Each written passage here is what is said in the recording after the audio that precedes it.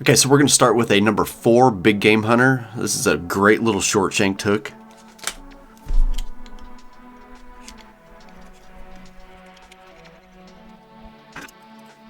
So now we're going to use a little bit of the tip, or somewhere at the top of the bucktail, for a platform to hold our flash so it doesn't foul as much. Works really, really well. Make sure all the underfur's out. Again, I use a dog brush. I use these things all the time. Great, great tools. Bucktail's already tapered, but you can go ahead and help it taper just a little bit more by grabbing some of these and giving them just a little bit of a pull. And you get just a little bit of a better taper out of it. I'm going to spin my thread to get it tight like a cord.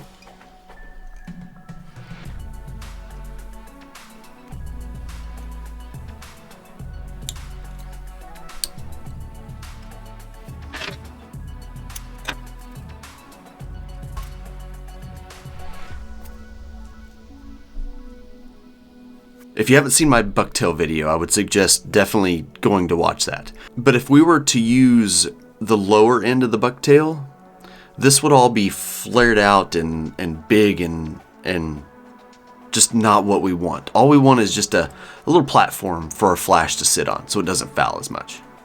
Now we're going to add some Flashaboo. We don't need the whole length of this, so we're going to cut off like a couple inches of it.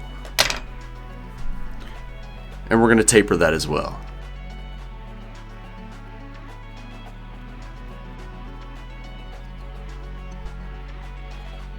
If you push it down with your thumb right on top, it'll help those fibers spread around the hook just a little bit.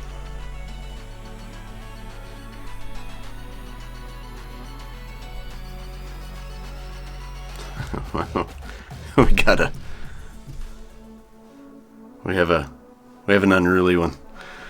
It'll be okay. Now we're going to use Naiad.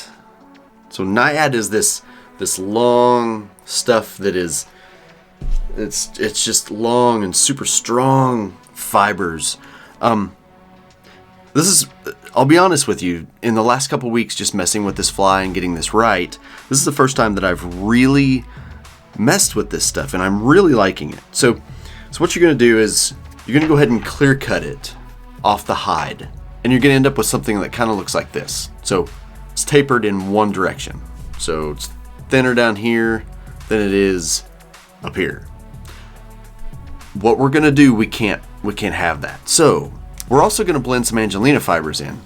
We're just gonna pull several out and stick them right to it, just like that.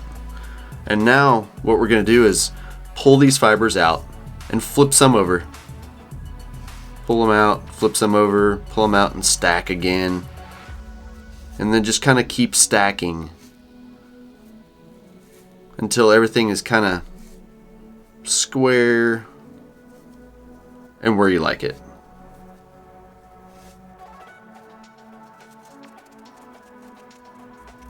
And again, use your brush. Okay. So now you have more of a taper and hair everywhere. Whenever you blend materials like this, generally you're going to end up with more material on one end than the other. So you can tell that this end here comes down to a thinner profile than this end. So what we're going to do is use this as the tail end. We always want to have our taper going toward the tail. So I'm going to flip this vise over, and I've got my skinny end going toward the tail. I'm going to tie this in about 60-40, maybe closer to 70-30.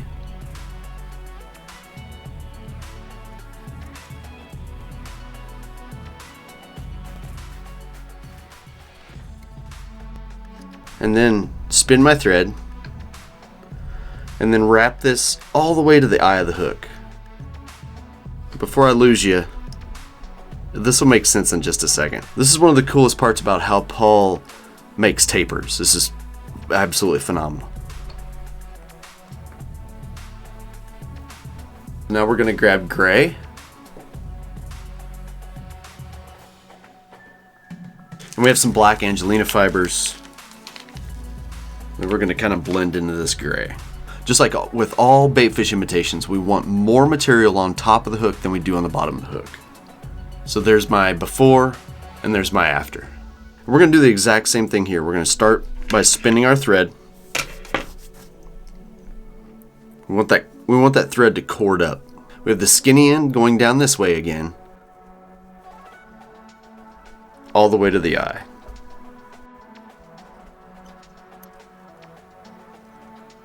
Red Angelina fibers. Okay, so we're gonna use these as a dubbing. This does not have to be pretty, and actually, in so many ways, it may be better if it's not pretty. That way we can brush it out easy. Now we're gonna work these fibers back. Okay, there's gonna be a lot of spreading here, so we're gonna use our thumb to spread these out and all that good stuff. So first I'm gonna pull the back part underneath, and then the top.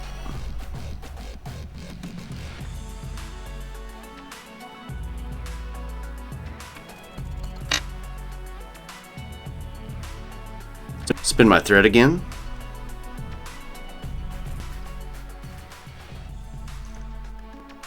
And reverse tie.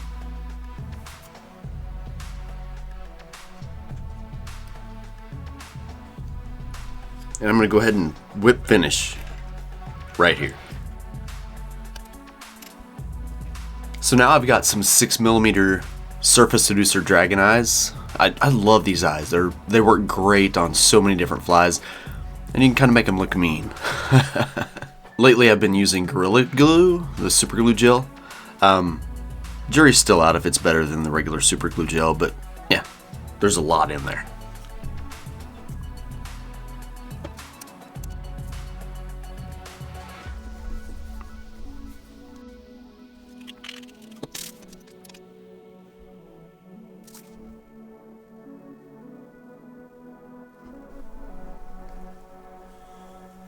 Okay, so I've got some little fibers here that are just extra. They're just kind of in the way.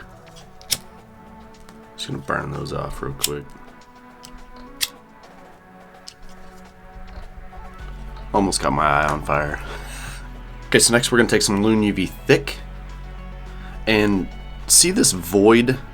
There's a void in the eyes right here. I love doing eyes like this rather than sliding the eyes back and putting the eyes somewhere like right around in here. You're gonna lose those eyes unless you have something big going on. If you scoot them toward the eye of the hook and you create this void right here, this is literally a void that I'm gonna fill up with UV resin. Okay? So we're gonna take the thick and fill up this void with the thick. If you have some air bubbles in there, I beg to play with fire, but if there's some air bubbles in there, you can get them to pop with a little bit of flame and they'll go away. Okay, so that is my underneath side right now. Cure it and do the same thing on the top.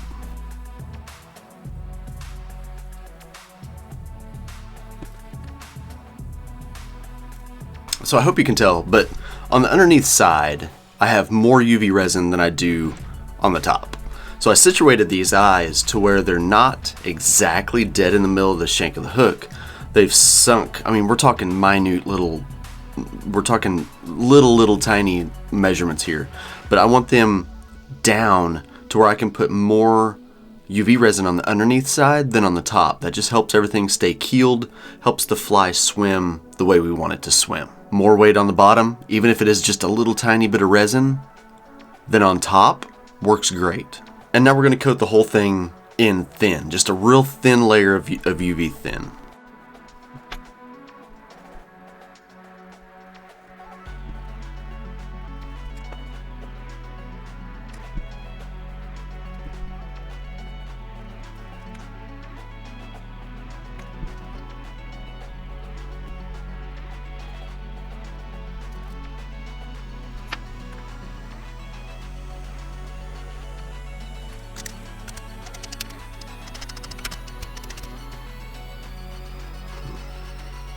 And you have this fantastic little baitfish imitation.